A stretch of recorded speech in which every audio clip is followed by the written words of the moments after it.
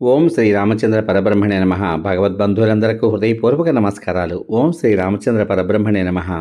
ఆపదామపహర్తారం దాతారం సర్వసంపదాం లోకాభిరామం శ్రీరామం భూయో భూయో నమామ్యహం. ఓం శ్రీ రామచంద్ర పరబ్రహ్మణే నమః.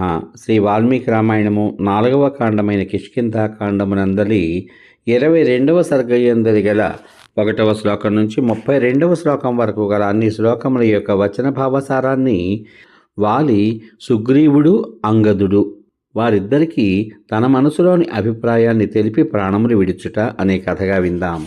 దుర్బలములైన ప్రాణములతో మందంగా శ్వాస పీలుస్తున్న వాలి నలువైపులా చూస్తూ ముందుగా తన ఎదుట ఉన్న తమ్ముడు సుగ్రీవుని చూశాడు.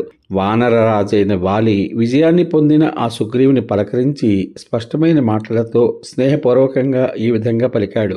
సుగ్రీవుడా, నేను చేసిన దోషాన్ని లెక్క చెయ్యకు. రాబోయే ఫలాన్ని బట్టి ఏర్పడిన బుద్ధిమోహం నన్ను ఈ విధంగా బలాత్కారంగా లాగేసింది. మనం ఇద్దరము ఒకే కాలమునందు సుఖపడడాన్ని భగవంతుడు రాయలేదు. సోదరుల మధ్య ఉండవలసిన స్నేహం విరుద్ధంగా అయింది. నీవు ఇప్పుడే ఈ వానర రాజ్యాన్ని స్వీకరించు.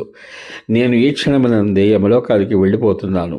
నేను ఇప్పుడే నా జీవితాన్ని, రాజ్యాన్ని, అధికమైన ఐశ్వర్యాన్ని, వాలి ఎవరి చేత చంపశక్యమైన వాడు కాదు అను ఉత్తమమైన కీర్తిని విడిచిపెడుతున్నాను. ఇట్టి అవస్థలో ఉన్న నేను ఒక్క మాట చెబుతాను. అది చేయడానికి అంత సులభం కాకపోయినా నువ్వు తప్పక చేయాలి. ఈ అంగదుడు సుఖానికి తగినవాడు, సుఖములతో పెరిగినవాడు, చిన్న వయసువాడైన బుద్ధిమంతుడు. అట్టి ఈ అంగదుడు కన్నీళ్లతో నిండిన ముఖంతో భూమిపై ఎలా పడి ఉన్నాడు చూడు. నా పుత్రుడైన ఈ అంగదుడు నా ప్రాణాల కంటే కూడా ఎక్కువ ఇష్టమైనవాడు. నేను లేని ఇతనిని ఎట్టి లోపాలు రాకుండా అన్ని విధాలా పరిపాలించు.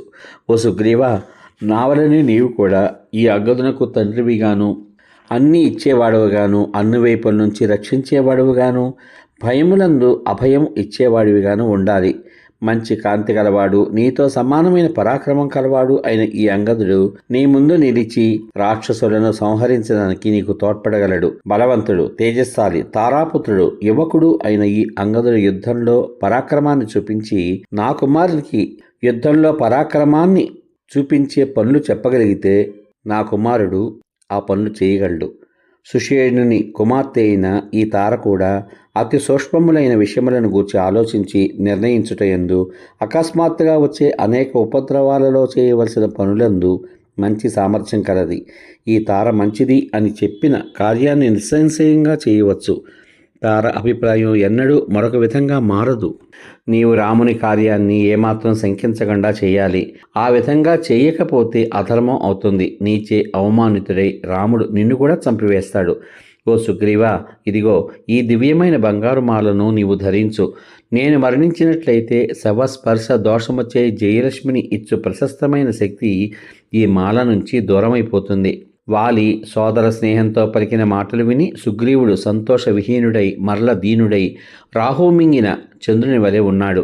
సుగ్రీవుడు వాలి మాటలు విని వైరాన్ని విడిచి అలసత్వం లేకుండా తగు కార్యాలు చేస్తూ వాలి అనుజ్ఞ చేత ఆ బంగారు మాలను స్వీకరించాడు. మరణోన్ముఖుడైన ఆ వాలి బంగారు మాలను సుగ్రీవునకు ఇచ్చి దగ్గర నిలిచి ఉన్న కుమారుడైన అంగదుని చూసి అతనితో స్నేహపూర్వకంగా ఈ విధంగా అన్నాడు. నీవు ఇటుపై ప్రియాన్ని కలిగినా అప్రియం కలిగినా ఓర్చుకుంటూ దేశానికి కాలానికి అనుగుణంగా ప్రవర్తించు. ఆయా సమయాల్లో కలిగే సుఖదుఖాలను సహిస్తూ సుగ్రీవుని వశంలో ఉండు. నీవు ఎలా ప్రవర్తించినా నేను సర్వదా నిన్ను లాలిస్తూ ఉండేవాణ్ణి. ఇప్పుడు నీవు ఆ విధంగా ప్రవర్తిస్తే సుగ్రీవుడు ఇష్టపడ్డాడు. సుగ్రీవునితో స్నేహం లేని ఉదాసీనులతో గాని అతని శత్రువులతో గాని కలిసి తిరగకు. ప్రభువైన సుగ్రీవుని కార్యాన్ని సాధించుట ఎందే ఆసక్తి కలబడవై ఇంద్రియములను నిగ్రహించుకుని అతనికి వసుడవై ఉండు. నీవు ఎవరి విషయంలో కూడా ఎక్కువ ప్రేమ చూపకూడదు, ఎక్కువ ద్వేషం కూడా చూపకూడదు. ఈ రెండూ చాలా చెడ్డవే. అందుకే మధ్య మార్గ దృష్టి కలవాడువు అగుము. బాణం గుర్చుకోవడం చేత చాలా బాధపడుతున్న ఆ వాలి ఈ మాటలు చెప్పి కండ్లు తేరవేసి భయంకరమైన దంతాలు పైకి కనబడేటట్లు నోరు తెరచి మరణించాడు. తమ గుంపులకు నాయకుడైన ఆ వాలి మరణించగానే వానరులలో శ్రేష్ఠులైన అక్కడ ఉన్న వానరులందరూ విలపిస్తూ బిగ్గరగా ఏడ్చారు. వానర రాజైన వాలి ఇప్పుడు మరణించడం చేత కిష్కింధా నగరం, ఉద్యానవనాలు, పర్వతాలు, అరణ్యాలు కూడా శూన్యాలైపోయాయి. ఈ వానర శ్రేష్ఠుడు మరణించడం చేత వానరులందరూ కాంతి విహీనాలయ్యారు. ఈ వాలి మహావేగంగా వెళ్తున్నప్పుడు పెద్ద పెద్ద అరణ్యాలలోనూ చిన్న వనాలలోనూ ఉన్న పుష్పాలు ఎగిరి అతన్ని అనుసరిస్తూ ఉండేవి.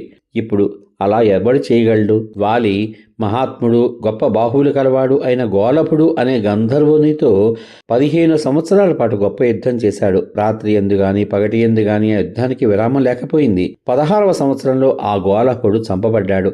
కోరలచే ఎత్తుపల్లాలు ఉన్న ఆ వాలి దుర్బుద్ధి అయిన ఆ గోలభుని చంపి మాకు అందరి నుండి అభయం ఇచ్చాడు. అట్టి వాలి ఏ విధంగా చంపబడ్డాడో కదా. సింహం నివసించే మహారణ్యంలో వృషభం చంపివేయబడినప్పుడు ఆ వనంలో సంచరించే గోవులు ఏ విధంగా సుఖంగా ఉండజాలవో అట్లే వీరుడైన వాలి చంపబడిన పిమ్మట అక్కడున్న వానరాలు సుఖాన్ని పొందలేకపోయారు. అటు పిమ్మట ఆ తార దుఃఖ సముద్రంలో మునిగినదై మరణించిన భర్త ముఖాన్ని చూస్తూ ఛేదింపబడిన మహావృక్షాన్ని అల్లుకుని ఉన్న లతవలే ఆ వాలిని కౌగిలించుకుని నేలపై పడింది. సమాప్తం. ఇంతవరకు మీరు శ్రీ వాల్మీకి రామాయణం 4వ కాండ అయిన కిష్కింధాకాండ ఎందలి 22వ సర్గ ఎందలి 32 శ్లోకముల యొక్క వచన భావసారాన్ని వాలి సుగ్రీవ అంగదాదులకు తన మనస్సులోని అభిప్రాయం తెలిపి ప్రాణములు విడుచుట అనే కథగా విన్నారు. రేపటి భాగంలో శ్రీ వాల్మీకి రామాయణము 4వ కాండ అయిన కిష్కింధాకాండ ఎందలి 23వ సర్గ ఎందలి గల 30 శ్లోకముల యొక్క వచన భావసారాన్ని తారా విలాపము అనే కథగా వింటారు. ఓం శ్రీరామచంద్ర పరబ్రహ్మణే నమః. శ్రీరామ రామ రామేతి రమే రామే మనోరమే సహస్రనామ తత్తుల్యం రామనామ వరాననే. ఓం శ్రీరామచంద్ర పరబ్రహ్మణే నమః. సర్వే జనా సుఖినో భవంతు. శుభమస్తు. స్వస్తి.